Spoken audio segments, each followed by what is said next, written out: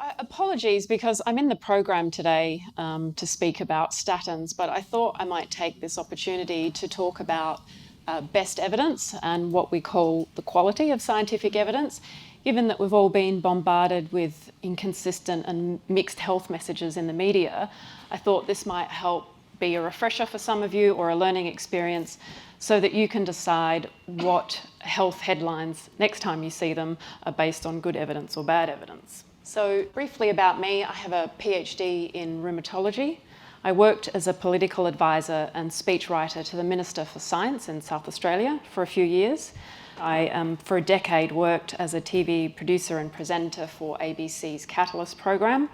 And lately I've been working as a consultant for the Nordic Cochrane Centre. So today I'm here to, from a personal point of view, I'm not representing the Cochrane collaboration. So the Nordic Cochrane Centre, up until a couple of weeks ago, some of you may have heard, was part of the Cochrane collaboration, and that's a large institution that does major reviews of medical interventions looking at the harms and the benefits. So to be able to do a review like that, we need to look at the evidence. So assessing the reliability of evidence is important, and there's a classification of evidence. Generally low, what's considered low evidence is ideas, opinions, editorials, and anecdotes. I might take exception to the anecdotes because I know that many of you in the room are personally affected by anecdotes. N equals 1 can be very powerful to that person who's tried an intervention and it's really worked for them. But from a clinical trials point of view, that's classified as low evidence. We then move into case series, cross-sectional studies, cohort studies, all these observational studies. They're generally considered weak evidence under the banner of epidemiology. We move into good evidence, which is the randomized controlled trials, and the best evidence considered to be the systematic reviews that's done by the Cochrane collaboration and others. So epidemiology is an observational science as opposed to an experimental one. So scientists observe factors and patterns in the distribution of human disease, and we've done that quite effectively in public health, looking at infectious diseases when we put antibiotics or vaccines or clean water into a population. We can see those infectious diseases disappear, and epidemiology helps us do that. We also can look at non-infectious diseases to identify environmental factors for public health, and we can do that with cardiovascular disease and cancers. And as you heard from Grant Schofield's talk this morning, smoking is a classic example of where there's up to 20-fold increase in the risk of lung cancer if you're a heavy smoker. So this was essentially the first time that we showed an external agent was able to highly correlate with a serious and non-infectious disease. But in general, most observational data is fairly weak, weakly positive or negative, especially in the field of nutrition science. The reason for that is that there's a lot of co-founders which can confuse results. So if we want to say that vegetarians are healthier than meat eaters, it might be that meat eaters tend to smoke a bit more, exercise less, not look after their health as much. So they're all factors that confuse the data, and it's not simply because they eat meat that they're less healthy than vegetarians. This has resulted in a lot of inconsistent health messages. We hear that red meat causes cancer. One day coffee's good for you, the next day it's bad for you. Same with alcohol. And some of you may have heard the headlines recently about how low carbohydrate diets can shorten your lifespan. This resulted in many international headlines, like Pass the Pasta, Carb is linked to shorter lifespan, low carb diets associated with lower life expectancy. This was all based on epidemiological evidence where they relied on people's memory to recall what they had eaten over the past few years. So generally quite unreliable evidence, but it made the international headlines nonetheless. So there's a recent paper that's been published in the Journal of Clinical Epidemiology by a couple of authors who were very bold in some of the statements they made. They said that it was estimated that over 1 million articles published in the broad area of diet and health since 1946 actually use these memory-based methods for determining what people eat. And they assert that memory-based methods are pseudo-scientific and should not be used to inform public policy or establish dietary guidelines. So they're not pulling any punches. They say that the confusion over what to eat has been influenced by 5 decades of deeply flawed, demonstrably misleading, and largely pseudoscientific epidemiological reports based on self-reported dietary assessments. So that's kind of a sad indictment on epidemiology. It's also, we've seen an editorial or opinion piece written by John Ioannidis in July this year, where he calls for a reform of epidemiological research. He says that nutrition science still largely relies on observational studies. They are notoriously unreliable due to confounding factors, as I mentioned, so they are to be largely abandoned. So we've wasted enough resources, caused enough confusion, and now we need to refocus. My personal view is that epidemiology is still useful for formulating hypotheses, but not to the point where we can say one factor is causative of the other. So if we place less importance on epidemiology, we've got randomized controlled trials, which are considered to be much more reliable data. We use RCTs to determine the effectiveness of an intervention. So we put half the people on placebo and half people on the intervention. And if you get an effect with the intervention, you can be confident that it's not due to placebo. If they're blinded or double-blinded trials, you can reduce the reporting bias. So if people don't know what intervention they're on, they'll be less likely to say they've improved or that they are suffering side effects from that intervention. And of course, it's a randomized population, as the name suggests. So this prevents you studying a particular group of people that would be more likely to benefit from the intervention. So if you randomize it, you can reduce selection bias. Having said that, though, there are still major limitations with RCTs. A lack of publishing, we know that that's across the board. If a drug company does a clinical trial and the results come out unfavourable for their drug, or the drug produces harms, they just won't publish it and it will never see the light of day. We know that industry funding is an issue. There have been many analyses showing that industry-funded trials tend to favour the benefits of the intervention and underplay the risks. Even with the Cochrane collaboration now, which many people believe is an organisation that is completely free of commercial interests, they still allow up to 50% of their review authors to have a commercial interest in the intervention that they're reviewing. So that's been a topic of controversy recently. You can also design a clinical trial to underestimate the harms. And one example of this is in the heart protection study, where they looked at statins as a treatment for reducing cardiovascular disease. You can design what they call a run-in period, where everybody gets put on the drug for a period of 6 weeks. And then after that 6 weeks in the heart protection study, 36% of their participants actually dropped out through to non-compliance and reasons for having side effects from the statin. And it's at that point, with that fresh population, they begin their clinical trials. So you can imagine by the end of it, the risks or the harms of statins are grossly underestimated. And this is why we think we see a real disparity between the harms of statins in the actual clinical trials versus real-world observations, where it's more like 20 to 30% of patients experience muscle pains. So as I mentioned, it's happened in statin trials. Antidepressant trials are pretty notorious for that too. Many years ago, someone did an analysis looking at unpublished data and put that together with published data to determine that antidepressants were not that effective at treating depression. So because of those problems, scientists decided to introduce some regulations. So prior to 2004, clinical trials have been tainted by fatal flaws, which are the tricks that I've just mentioned. This led to new clinical regulations concerning the conduct of clinical trials in Europe and in the US. And this is intended essentially to safeguard patients and lend credibility to subsequent trials. So what they stipulated was that if you were to undertake a clinical trial, you must now show verification of registration in a recognised database.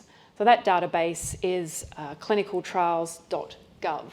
So any trial that you undertake from 2005 onwards needs to be registered, and people will know about it. So what happens if you look at the quality of trials pre and post regulations? It's interesting. There was a cardiologist in the US who actually did this with some cholesterol-lowering interventions. And this is a table that's been adapted by a study done, or an analysis done by Robert Dubroff, and it was published in the American Journal of Medicine. And he looked at the statin trials. There's 17 RCTs post change in regulations. You don't really need to see the detail of them, but suffice to say that once the regulations had changed and manufacturers had to register the clinical trials, not a single clinical trial has shown a mortality benefit since the change in regulations. 60% of them did not find a benefit of statins with cardiovascular disease. Now, our prescribing guidelines are based wholly on the clinical trials that have happened pre-2004. So if they were to only take into account these clinical trials, I don't think they'd be as enthusiastic about prescribing statins. So it clearly shows that this evidence is not consistent with the fact that cholesterol lowering is a powerful intervention for cardiovascular disease. So best form of evidence, we say, is systematic reviews.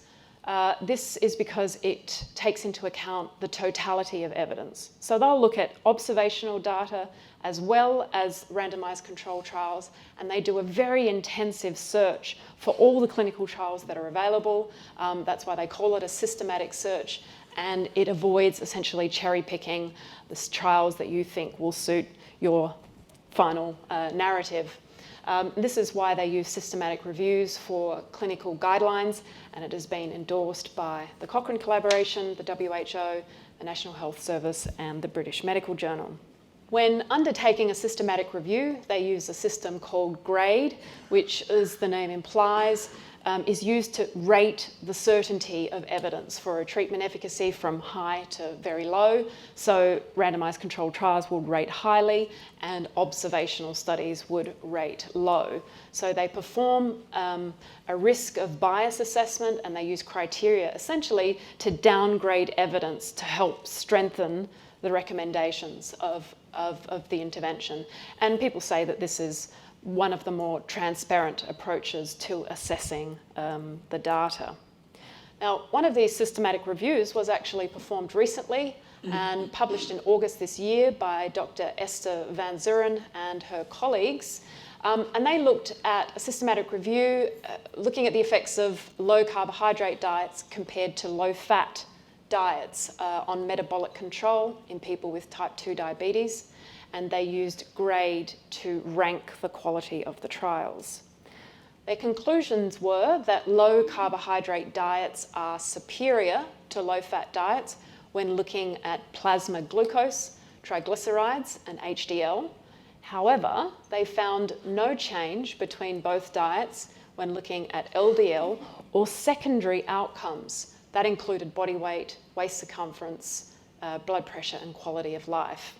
So they concluded that this analysis does not support the long-held preference for low-fat diets as the default dietary intervention for type 2 diabetes, which it is at the moment. Instead, they said that if it fits the patient preferences, restriction of carbohydrates may be slightly better, although the clinical benefits are uncertain. Now, they say the clinical benefits are uncertain because they ran into several problems when trying to assess all of the literature, which is why they said their confidence in recommending low carbohydrate diets for people with type 2 diabetes was only low to moderate. And that's because there's just so much heterogeneity in the clinical trials. In some trials, meals were prepared by the hospital, others were prepared by the participants themselves. Some reduced their macronutrients isocalorically, whereas in other trials, they gave calorie restriction. Some patients were told to exercise in some trials, others were told not to exercise, and the quality of the macronutrients wasn't specified much of the time. In some of the later studies, they used real food to achieve a low carb or a low fat diet. Others, they used processed foods. So they would give people low carb or low fat shakes to eat. So, that's a sort of difficulty when comparing those clinical trials. They said only a few studies reported medication use, and the ones that that were using low carbohydrate diets had lower use of medications compared to low fat. And they also said that the trials did not assess patient preferences. So compliance became an issue because most of the studies showed a reduced adherence over time. So that's a systematic review, but that's all very well, but you've got to start with reliable material, and it all depends on your access to sufficient data. So if your starting material is garbage, then it's garbage in, garbage out. And this has been a growing concern about peer-reviewed papers. And this is across all drug classes and interventions, mainly because there's a lack of detail. If you look at a clinical trial nowadays, you might only see about 7 pages in a peer-reviewed journal. But what about the unpublished results? And most importantly, what about the unpublished harms? So this is making it more and more difficult to authenticate data because we just don't have access to it all. A lot of this changed by a landmark decision in 2010, and this is a result of the tenacious efforts of Professor Peter Goetsche, who is a director of the Nordic Cochrane Centre in Denmark and who I collaborate with. People said that it would never happen, that he would never be able to achieve this, but he finally did. The European Medicines Agency, which is the main drug agency in Europe, decided that it would actually widen public access to documents, including trial reports and protocols, and they received all these excuses for many years about why they couldn't do it: commercial in confidence, patient confidentiality. They finally persisted, and this has been remarkable in allowing researchers to gain access to data they've never been able to see before. So this data is included in the clinical study reports. So these CSRs are actually written for drug regulators, and they contain substantially more information on the detail of an intervention being tested compared to what you see in a peer-reviewed journal. So this is really an untapped source of detail about RCTs that nobody ever gets to see.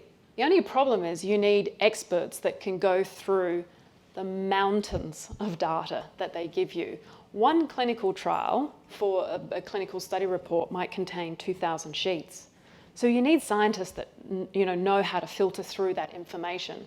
And that, imagine that information in 2,000 pages compared to just the 5 that you see in a peer-reviewed journal. And the reason this is important is because this is what happened in the case of Tamiflu. So Tamiflu is a drug that you take when some people may choose to take when you get the flu, and governments around the world spent millions of dollars stockpiling this medication based on the evidence that they saw in the peer-reviewed journals. And most of that evidence was sponsored by the drug company or the manufacturer, Roche. But if it wasn't for researchers like Peter Doshi and Tom Jefferson, they got a hold of the clinical study reports, and they performed this monumental task. It still blows my mind when I think about it, just going through all the evidence. And they finally discovered that Tamiflu was actually no more effective than taking paracetamol when you have the flu. So that was a really important lesson to learn, and why it's so important that we get access to information that the drug regulators have. And this is a diagram that I've taken from Peter Doshi, so I give credit to him. And this is his description of what happens in the real world of trial documents. So over to the left, that big thing is an iceberg. And there's the waterline there. So just the tip of the iceberg is what we normally see in a published trial, which is a journal article and maybe a conference poster if you're lucky. But there's all this information below the surface that we never get to see. So clinical study reports, electronic patient level data sets, there's a lot of information to digest through there. So you can imagine if people went through, it might be interesting to see what happens with the statin data if someone gets clinical study reports and has a look at them. How effective will statins be? And that's for a published trial. An unpublished trial, you don't get to see anything. That never sees the light of day. So this is why it's so important to get access to unpublished data. So in summary, science is in a major crisis, I think. Trusting evidence is becoming increasingly more difficult. Our policies and our clinical guidelines are based largely on weak evidence. And I'm hoping that this open access to clinical trials is a significant step forward towards transparency. And I personally think, and other scientists like Peter Doshi and Tom Jefferson think the future of assessing clinical evidence is really taking a good look at the regulatory data. Thank you.